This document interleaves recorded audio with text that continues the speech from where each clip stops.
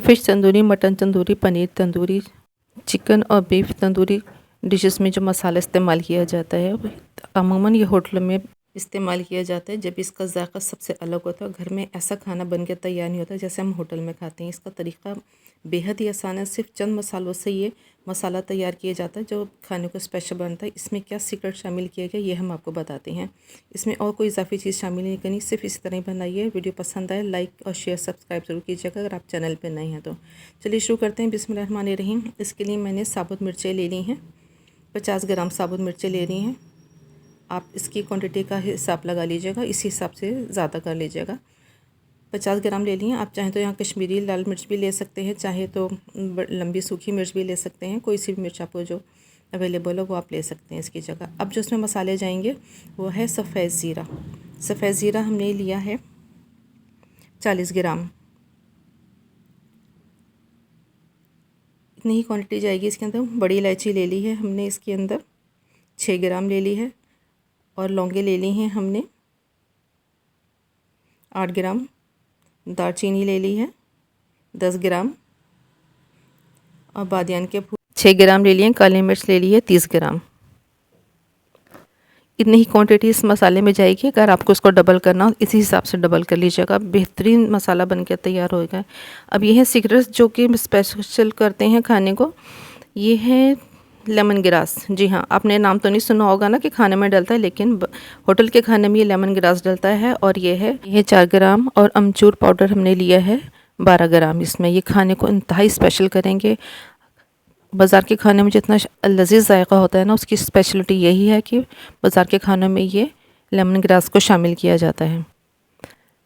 तमाम मसालों को आप पीसने के बाद इसको छान लीजिएगा। अगर आप इसको मोटा मोटा लगे या कोई बीज बाकी रह जाए या किसी चीज़ का कोई रेज़ा बाकी रह जाए तो आप इसको छान लें, वरना ऐसे ही बारीक कर लेंगे तो इस्तेमाल हो सकता है। तकरीबन 50 से ज़्यादा मसाले इन मसालों को जोड़ के बनाए जाते हैं। अगर आपसे कोई कहे कि तंदूरी मसाले में ये भी शामिल कर लें, वो शामिल करें, हरगिज़ नहीं। बिल्कुल यही मसाला आप जोड़ के रखें और जो भी डिश आप बनाएं उसको में उसका मसाले का शामिल करने के बाद उसमें कितनी क्वांटिटी इसकी शामिल करनी है ये आपको बाद में बता देंगे। मिर्ची को मैंने हल्के फ्लेम पे बहुत हल्का सा रोस्ट कर लिया है। इसका कलर बिल्कुल तेज़ नहीं होना चाहिए और फ्लेम को बहुत ही हल्का रखें और निकाल दिए इसको ठंडा करने के लिए। अब ये जो मसाले मैंने प्लेट में दिखाए थे ना आपको, ये मैं डालूँगी। पैन चूँकि गर्म है हमारा तो आराम से ये हल्के हल्के से रोस्ट हो जाएंगे। इसको कलर बिल्कुल नहीं देना, सिर्फ ड्राई करना है ताकि इसके पीसने में आसानी हो जाए, इसकी शेफ़ लाइफ बढ़ जाए और इसमें गुठलियाँ ना पड़े थोड़ी देर जब आप इसको स्टोर करें तो। बाज़ार में तो एंटी केकिंग एजेंट मिलाया जाता है जो कि मसालों को जुड़ने नहीं देता। ये एक हार्मफुल केमिकल है जो हमारी बॉडी जो है ना ऑब्जॉर्व करती है, तो लिहाजा इससे बचें। और इसकी शेफ़ लाइफ बढ़ाने के लिए इसमें प्रिजर्वेटर में लाया जाता है। आप घर में ये मसाले तैयार करें, इस तरह से हल्का सा रोस्ट करके रखेंगे तो कभी भी आपका मसाला जुड़ेगा नहीं। और इतनी ही क्वांटिटी बनाएं कि आप कुछ अर्सा तक इसको इस्तेमाल कर लें, फिर नया बना लें। हल्का सा रोस्ट करने के बाद ने फ्लेम ऑफ कर दिए। पैन अभी तक गर्म है, बस इसका पैन का इतना ही काम था हमारे खाने में। अब मैं इसको ठंडा करने के लिए निकाल लूँगी। चाट मसाले में भी इन मसालों को शामिल करके कुछ और इंग्रेडिएंट्स शामिल किया जाता है तो चाट मसाला बन जाता है। इसकी भी वीडियो बहुत जल्द आपके साथ शेयर करेंगे। अब हम इसमें शामिल करेंगे काली मिर्च। काली मिर्च को मैंने रोस्ट नहीं किया था क्योंकि इसका जायका थोड़ा कड़वा हो जाता है अगर इसको रोस्ट कर लिया जाए तो। अब जो इसमें मसाले शामिल करूँगी वो ये दोनों मसाले हैं।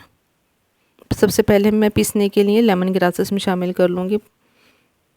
और इसको अगर आपके पास हैवी वाला ग्राइंडर है तो उसमें बहुत अच्छा सा बारीक हो जाएगा, लेकिन मैंने छोटे वाले कप में इस तरह ग्राइंड किया था तो मैंने थोड़ा सा इसको छाना भी था ताकि इसका जो मोटा हिस्सा है वो बिल्कुल निकल जाए। तमाम मसालों को मैंने इस तरह से पीस लिया है अच्छी तरह से। अब मैं इसको अच्छी तरह से मिक्स कर लूँगी। बहुत ही लाजवाब मसाला बनकर तैयार होता है जब आप इसको यूज़ करेंगे ना। कोई भी आप डिश बनाएं ना, उसके मसाले शामिल करने के बाद इस मसाले को शामिल करें। 1 किलो की क्वांटिटी में कितना डलता है ये मैं अभी आपको बताती हूँ, अंदाज़ा लगा के कि आपको कितना शामिल करना है। अब इसको मिक्स करने के बाद मैं इसमें अमचूर पाउडर शामिल करूँगी। चूँकि ये तो ग्राइंड ही हुआ था, इसको तो पीसने की ज़रूरत नहीं है।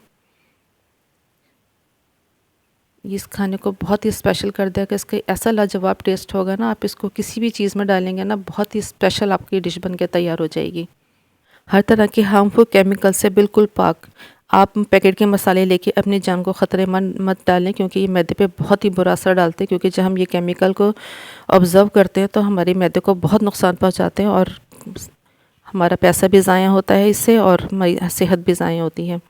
इसको अच्छी तरह से मिक्स कर लिया, इसको स्टोर कर लें किसी भी एयर टाइट जार में, शीशे के बॉटल में रखेंगे तो बहुत ही अच्छा रहेगा। क्योंकि हमने रोस्ट कर लिया, लिहाजा ये बिल्कुल इसका पाउडर अलग अलग रहेगा, बिल्कुल गुठलियाँ नहीं बनेगी इसके अंदर। कोई भी डिश तंदूरी बनानी हो, चिकन, मटन या बीफ में या पनीर में, या कोई भी आपको सब्ज़ी में भी कोई डिश बनानी हो, तो उसमें आप उसका मसाला शामिल करने के बाद, जो उस डिश का मसाला होता है किसी भी तरीके का जो आप खाना पसंद करें, उसमें 1 किलो के बीफ, मटन या चिकन में 1 टेबल स्पून इस तरह से भर के आप इस मसाले का शामिल कर लें जब खाना आपका हाफ़ कुक हो जाए। तो इसके ज़बरदस्त मसाले की खुशबू उठेगी और खाना आपका बेहतरीन लाजवाब होगा। इस रेसिपी को ज़रूर ट्राई कीजिएगा, अपना फ़ीडबैक दीजिएगा कि आपको ये रेसिपी कैसी लगी। हमारे यूट्यूब चैनल पे और भी बहुत सी अच्छी सी रेसिपीज़ मौजूद है, आप इसको ज्वाइन कीजिए, विज़िट कीजिए चैनल का। ये मसाला ज़रूर बनाइएगा। फिर मिलेंगे किसी अच्छी शानदार सी रेसिपी के साथ। Thank you for watching 110 foods. अल्लाह हाफिज़।